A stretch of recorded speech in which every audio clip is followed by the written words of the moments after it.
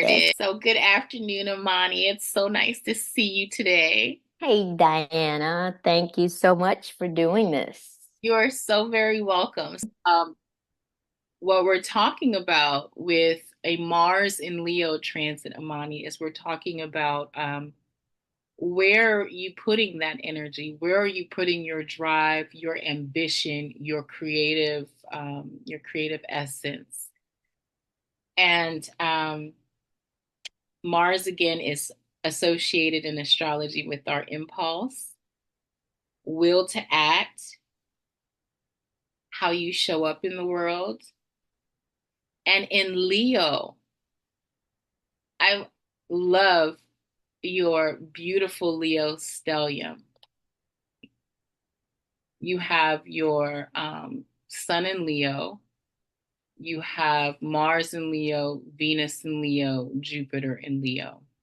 And now you're in the middle of a Mars in Leo transit that started at the beginning of November, which coincides with you being asked to show up as a leader in community. Okay. Your Hmm. Leo stellium is in the 11th house of your whole sign birth chart.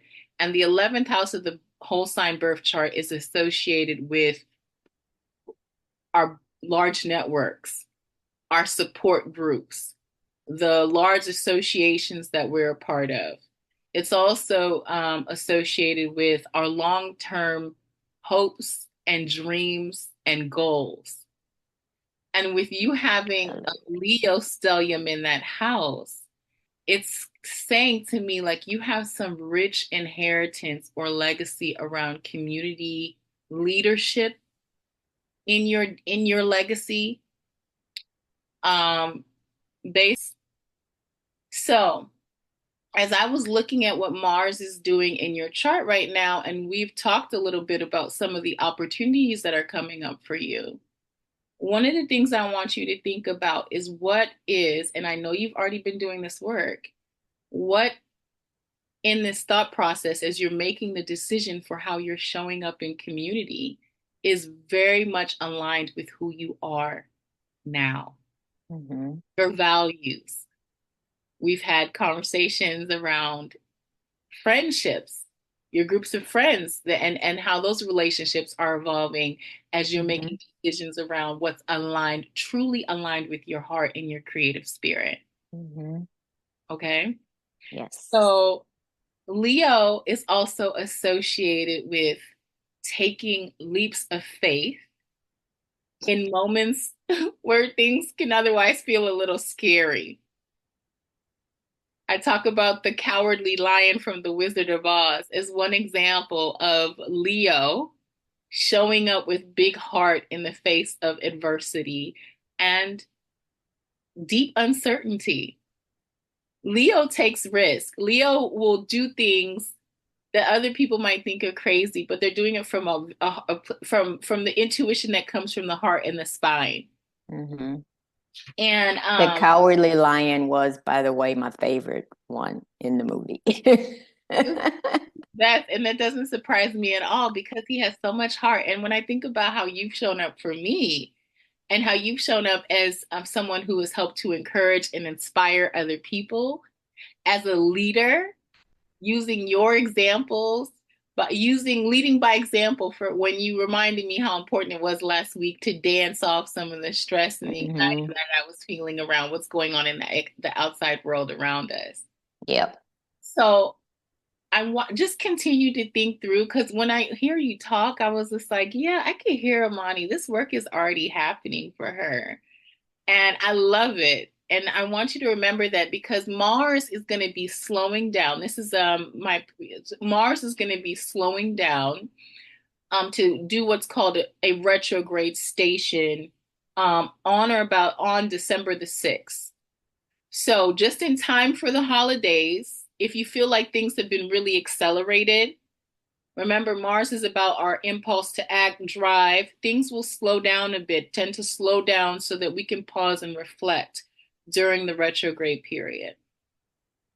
And that was Mars going back Mars, retrograde. Yeah, Mars is going to Okay. stop. So what a planet does when it gets ready to go into retrograde, which it does what's called a station. So it's going to station at 6 degrees of Leo, right in your 11th house of big groups and friends and associations.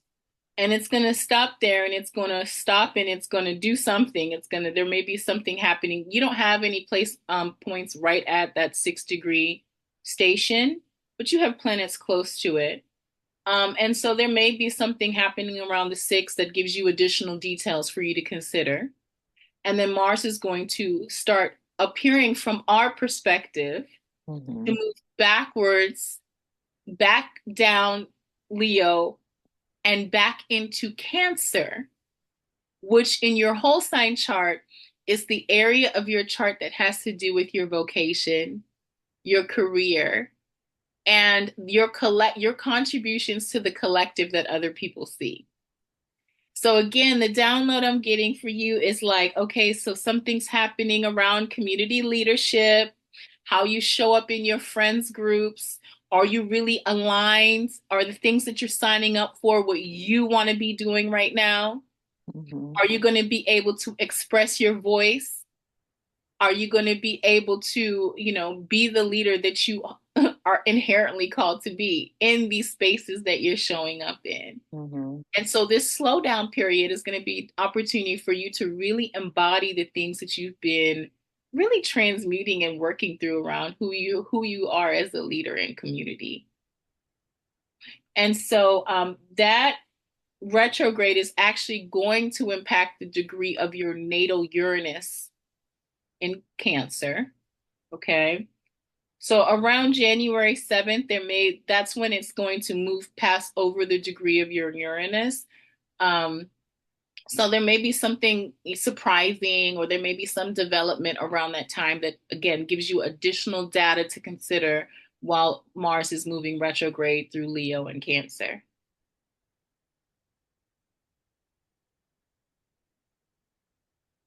So pause, prepare, consider, reflect, keep doing the same work that you've been doing.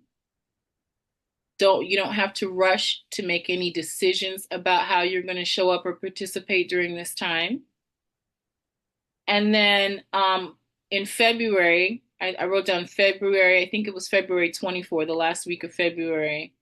Mars is going to stop again in Cancer, because this is where it's going to be when it pauses and stops. And then it's going to move back up through Cancer and into Leo again.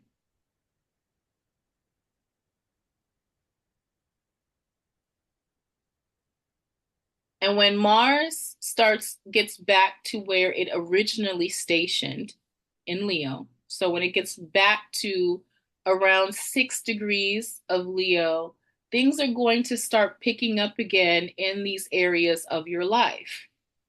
More activity in the large groups, associations, large friends group sector of your life.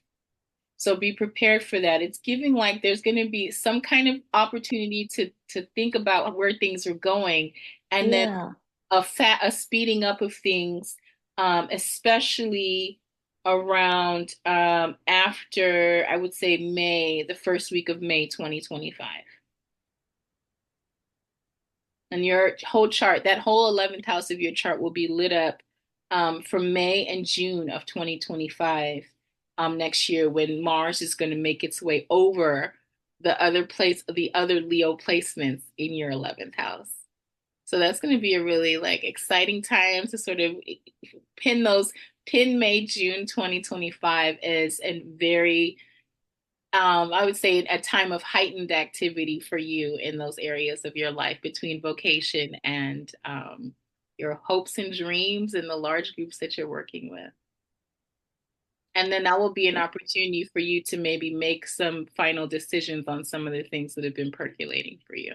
Well, that's what I was just gonna say. I mean, it's fitting together like puzzle pieces. So the opportunity I've been presented with, she's giving me lots of space to decide if this is what I really want to do.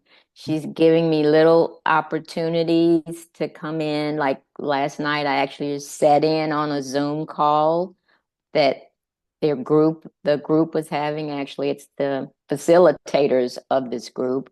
Um, and I wasn't even on screen. I was just there listening and just taking it in and getting familiar with the vocabulary and all these things. And so she's given me time to kind of ease into it and figure out whether I can see myself in this space and how I see myself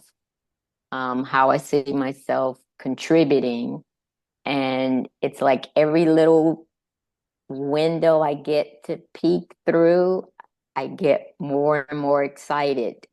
I've noticed even a physical burst of energy. Like I'll start the Zoom call like really tired from the day because so far the few calls I've set in on, they've been at night, and I would come to it like, oh, I don't think I have the energy for this. But then the conversation itself just perks me up. And by the end of the call, I'm like, wow, where did I get all this energy? I And love so that. and Yeah. so my body's giving me a really good sign that yes, this Hmm. this is gonna be something you want to do. Yeah. Phenomenal. Phenomenal. I love what I'm hearing. You have an Aquarius fifth house in whole sign astrology. So in astrology, the fifth house, if you recall, is associated with your self-expression. It's associated with what you create from your own body. It's also associated with the house of children and joy. And Pluto is moving into this house, and is stationing direct to move out of Capricorn into Aquarius on the 19th of November. But there is definitely Aquarius is the sign of the humanitarian, the idealist, the visionary. So there's something to be said of that's also giving support. The Pluto transit is also giving some support to the idea that there's some kind of power up that's happening for you Mhm. when you are able to use your idealistic vision, your new ideas, your Mhm. conversational skills too, to Mhm. people is really important because you're a Libra moon. So connecting with others, helping to bridge gaps. There's like the Pluto transit is going to be a sort of like it's literally giving some power up around your mind and your body doing this work. So that's very consistent with what you were saying. Mhm. So I want Mhm. to make sure I noted that because your moon is very close to where this Pluto is going to move right into the first degrees of Aquarius, and it's going to be in a wonderful, um, supportive configuration to your natal moon placement, which the moon represents our minds and our bodies and the environment of our life. Mhm. And so when you tell me that like you feel a recharge even after a long day of doing community work, I'm like, yes, so you may experience a bit of a slowdown when Mars goes retrograde, right? You may start feeling Mhm. that, but note that when, May, June next year, when Mars is back in full speed and moving direct through your 11th house, that's an opportunity for you to see those energy levels pick back up if they decrease. What I'm feeling in that transition phase, because I'm not really quick to make changes. I like lots of time and space to think about things before I jump in. And this feels like I'm being offered that naturally. Love it. Like Yeah. I'm not being pushed, I'm not being pressured. So what I'm hearing from her is the same thing you're telling me is coming through the through my chart, that I'm going to have that space all the way around to make a decision, and then when those changes come, it's like, okay, I'm going to be ready. It's go time. Yep. So that's kind of what that's feeling like. Like it's all matching up.